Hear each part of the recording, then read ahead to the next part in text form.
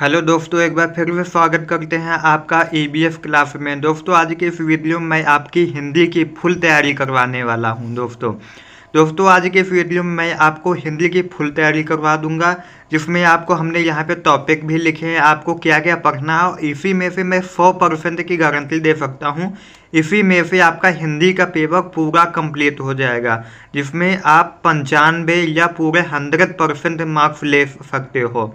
तो दोस्तों ज़्यादा समय वेस्ट नहीं करते हैं, अपने बढ़ते हैं टॉपिक की तरफ। दोस्तों पहले देखो, यहाँ पे खंड का होता है हिंदी में, जिसमें आपका 50 अंक होंगे। खंड का के आपके 50 अंक मिलेंगे, जिसमें आपको हिंदी गद्य का इतिहास ये 5 नंबर से पूछा जाता है, जिसमें आपका शुक्ल युग, शुक्लोत्तर युग, और यहाँ पे निबंध, उपन्यास, कहानी, और यहाँ पे काव्य साहित्य का इतिहास में से बहुविकल्पी पूछे जाते हैं ना।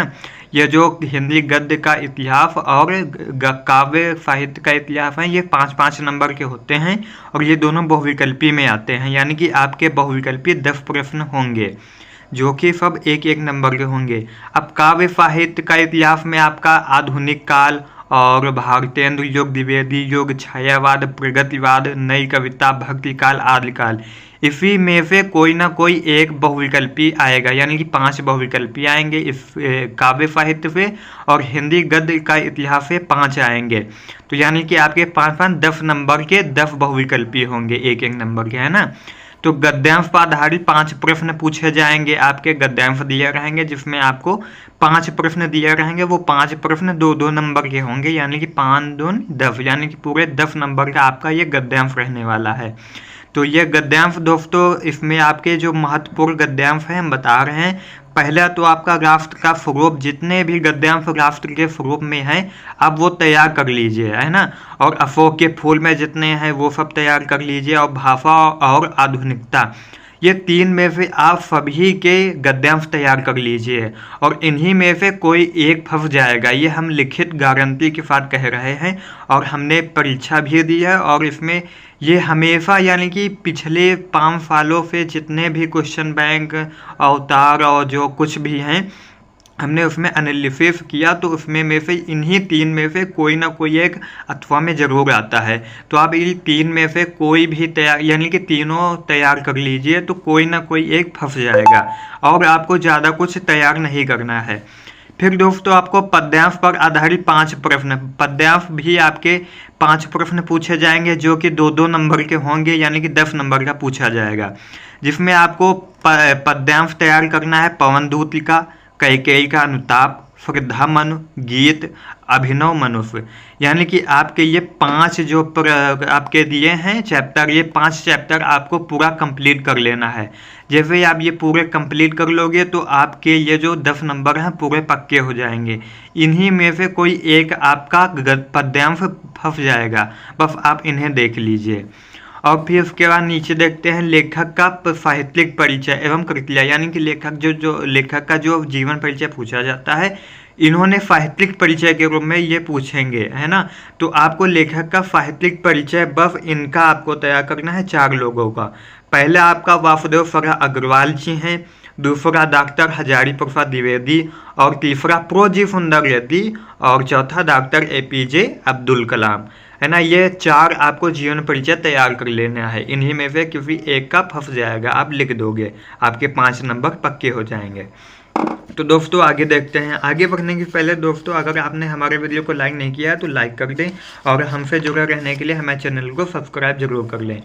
उसके बाद दोस्तों आप यहाँ पे देखते हैं, जब आपका वहाँ पे लेखक का हो जाएगा, तो आपका कवि का साहित्यिक परिचय एवं कृतियाँ पूछेगा, जो कि आपके 5 नंबर के ये भी पूछी जाती हैं। उसके बाद दोस्तों आपका जो कवि का साहित्यिक परिचय है, इसमें आपके महत्वपूर्ण कवि हैं अयोध्या सिंह उपाध्याय अरिहौद, दूसरा मैथिली शरण गुप्त, तीसरा जयशंकर प्रसाद, और चौथा महादेव वर्मा, और 5वां रामधारी सिंह दिनकर। आप ये 5 ही जीवन परिचय तैयार कर लीजिए कवियों का, तो आपका ये पूरा कंप्लीट हो जाएगा, और आपके 5 नंबर पक्के हो जाएंगे। इन्हीं में से किसी एक का जरूर फंस जाएगा। दोस्तों आपको ज़्यादा मेहनत नहीं करनी है, जितना सिलेबस में है बस उतना ही आपको कवर करना है। 6 टॉपिक में कहानी का सारांश एवं उद्देश्य लिखना होता है, जो कि आपके 5 नंबर की पूछी जाती हैं।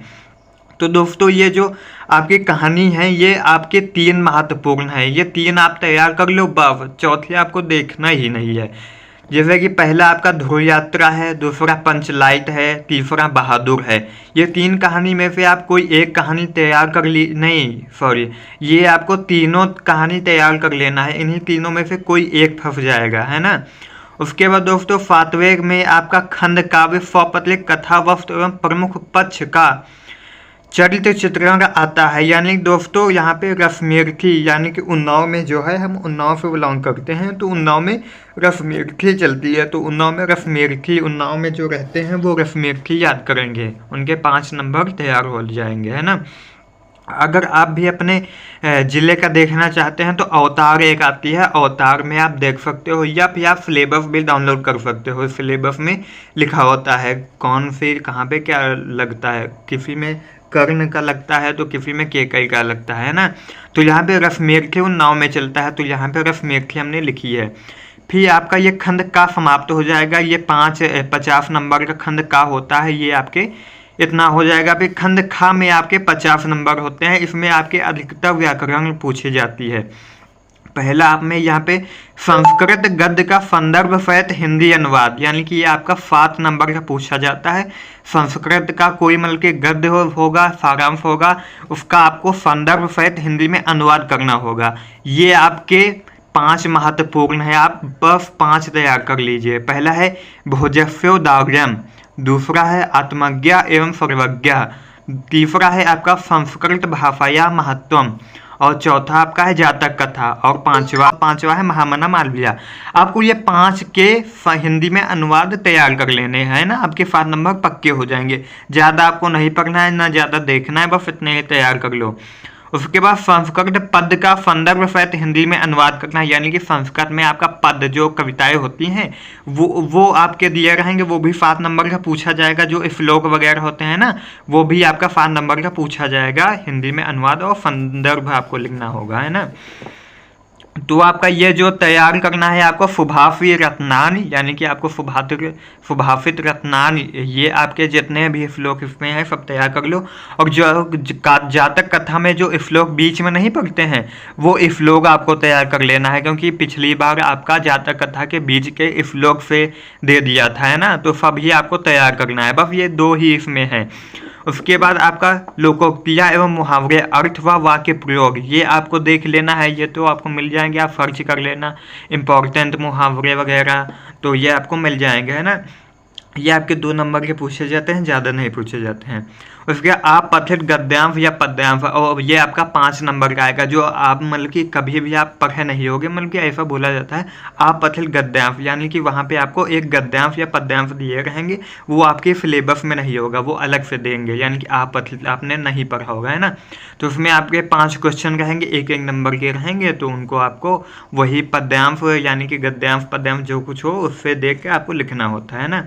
उसके बाद दोस्तों शब्दों में सूक्ष्म अंतर, यानी कि शब्दों में बहुत सूक्ष्म अंतर होता है ना, तो ये आपके 2 नंबर के पूछे जाते हैं। जैसे शब्दों में सूक्ष्म अंतर हो गया, यानी कि आप मान लो कि जैसे कि भास्कर हो गया और भानु, यानी कि जिसमें बहुत सूक्ष्म अंतर हो कि वो, और ये इसमें कोई फर्क ही ना जाने। जैसे अंश, अंश मतलब हिस्सा होता है, एक अंश वो होता है हिस्सा, यानी कि अंश नाम का भी होता है, अंश हिस्सा भी होता है ना, तो उसका बहुत सूक्ष्म अंतर हो। फिर उसके बाद अनेकार्थी शब्द, जिसके मतलब के अनेक अर्थ होते हैं, है ना, वही तो आपके पर्यायवाची शब्द, जैसे कमल का जलज हो गया, तो वही सब अनेकार्थी शब्द का आपका यहाँ पे पर्यायवाची से मतलब है, ये भी 2 नंबर के पूछे जाते हैं। और तीसरा अनेक शब्दों के लिए एक शब्द है, जैसे कि यहाँ पे बहुत ज़्यादा मतलब कि होता नहीं है कि अनेक शब्द हैं, उसका एक शब्द होता है, जैसे कि हमेशा सत्य बोलने वाला सत्यवादी हो गया, और जिसका पति मर गया हो तो विधवा हो गया, तो मतलब कि अनेक शब्दों के लिए एक शब्द पूछा जाता है, ये भी आपका 2 नंबर का पूछा जाता है। वाक्यों में रुद्र मार्जन, यानी कि जैसे कि कोई वाक्य दिया रहेगा, है ना, तो उसमें आपको वाक्य दिया है, तो उसमें जैसे कि एक कुछ शब्द मिस्टेक कर देंगे, जैसे कि राम यहाँ आएगा, तो आएगा तो नहीं भगवान के लिए हम यूज कर सकते, तो राम यहाँ आएंगे। और जैसे कि वो दोनों वहाँ जा रहा है, जैसे वो दोनों वहाँ जा रहा था, तो जैसे कि वो दोनों वहाँ जा रहे हैं, तो ऐसे मतलब कि शुद्ध करना होगा। उसके बाद दोस्तों काव्य सौंदर्य के तत्व, यानी कि आपके यहाँ पे रफ जो है, आपके यहाँ पे 4-5 रफ हैं, है ना, 5 रफ है, 2 नंबर के हैं, तो आप 5 तैयार कर लेना, इसमें ज़्यादा दिक्कत वाली बात नहीं है। जैसे श्रृंगार रफ हो गया, करोड़ रफ हो गया, हाफ रफ, वीर रफ, शांत रफ, करोड़ हाफ रफ हमने तो हाई स्कूल में ही पढ़े थे। बस 3 ही आपको तैयार करने हैं, यानी कि आपको पूरे नंबर लाने हैं तो कुछ तो मेहनत करनी ही होगी, है ना। उसके बाद दोस्तों छंद में आपका चौपाई, दोहा, फोर्था, 3 ही छंद है, 2 नंबर से पूछे जाएंगे। तो आपका चौपाई तैयार कर लेना, दोहा, फोर्था तीनों तैयार कर लेना। हम वीडियो लाएंगे इसी चैनल पे, आप मेरे चैनल को सब्सक्राइब कर लेना, है ना। उसके बाद अलंकार, अलंकार भी आपके 2 नंबर के पूछे जाते हैं। अर्थालंकार होता है, शब्दालंकार होता है। अर्थालंकार में आपका उपमा, रूपक, उत्प्रेक्षा 3 अलंकार होते हैं, और वही शब्दालंकार में भी 3 ही हैं, यानी कि होते बहुत हैं, लेकिन आपको ये 3-3-6 आपको तैयार कर लेने हैं, आपके 2 नंबर पक्के हो जाएंगे। शब्दालंकार में अनुप्रास, यमक, श्लेष हैं, है ना। अब दोस्तों आगे बस आपका कुछ नहीं रह जाता है, बस आपका पत्र लेखन और निबंध रह जाता है ना। तो दोस्तों पत्र लेखन का वीडियो हम अलग से लाएंगे, जो इम्पोर्टेंट होते हैं इसमें हम लिख नहीं पाए हैं, और अभी सर्च करना है तो ज़्यादा समय हो जाता है ना। तो पत्र लेखन आपके 6 नंबर के पूछे जाते हैं, और निबंध आपके 9 नंबर के पूछे जाते हैं ना। तो इम्पोर्टेंट निबंध और पत्र लेखन इसी वीडियो में आपको, मतलब कि इसी वीडियो में नहीं, अगले वीडियो में हम आपको इम्पोर्टेंट निबंध और पत्र लेखन बता देंगे, तो आप उन्हें तैयार कर लेना, तो आपके लिए हिंदी की फुल तैयारी हो जाएगी, है ना दोस्तों। आई होप दोस्तों आज के ये वीडियो आपको पसंद आई होगी। अगर पसंद आई हो तो वीडियो को लाइक करना और प्यारा सा कमेंट जरूर कर देना, ताकि हमें मोटिवेशन मिलता है और वीडियो बनाने के लिए। और अगर मेरे चैनल पे पहली बार आए तो चैनल को सब्सक्राइब जरूर कर लेना। मिलते हैं एक नई वीडियो के साथ, तब तक के जय हिंद, वंदे मातरम।